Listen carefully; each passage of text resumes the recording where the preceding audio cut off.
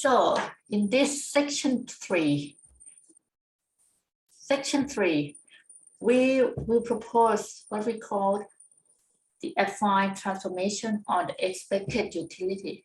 Previously, towards the end of section 2, we learned that the increasing transformation of this expected utility not really gonna work because it's, it just, gonna kind of destroy that structure of the, the Bernoulli function of the expected utility.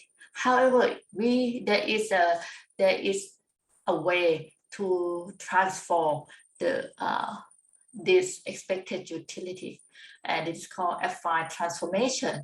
So U, which is a von Neumann-Morgenstern utility function that represents a certain preference over state contingent consumption bundles, then we can actually, apply a different function called function V, where function V is A plus B times U, where B has to be a positive value. A, which is this constant, could be a positive or negative, doesn't matter, but B has to be positive. Then we can say that once we have this, this transformation, which is called affine transformation, then this VC is also another von Neumann-Morgenstern utility function that represent the same preference.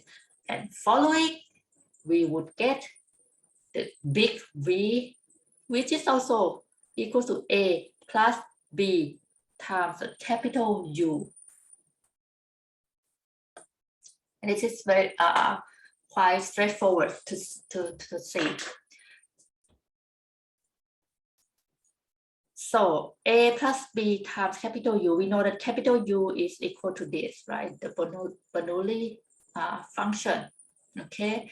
So I can add A times pi and subtract A times pi. By doing so, then I get,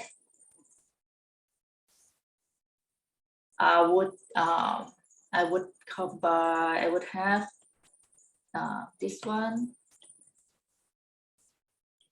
and this one combined together equal to this term, right? Where we have this plus that equal to this. Okay, so let's me here and here equal to this. And then what next? I have A would be here now, right? And then I have A minus A prime. Okay, so this one is this one. So this equal to this and multiply by 1 minus pi. And then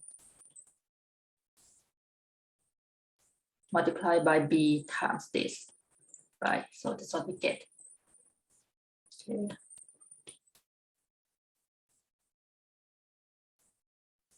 This is B here.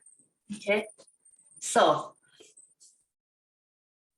now we get from here. Now what you see here is, look, this is pi times VC1, the small v, right? So this is VC, right? VC1, this is VC2. Okay.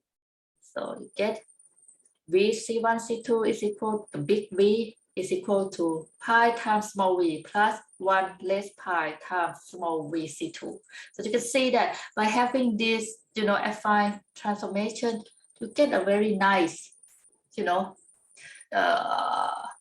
nice function in which it reserves the structure of the Bernoulli, that you still have the probability associated to each event or to each state, right? But however, this utility function is not just U, now it's become A plus B times UC. So that is the way that you can transform the function, but it has to be transformed in only this particular way. So this function v is known as an affine transformation of u.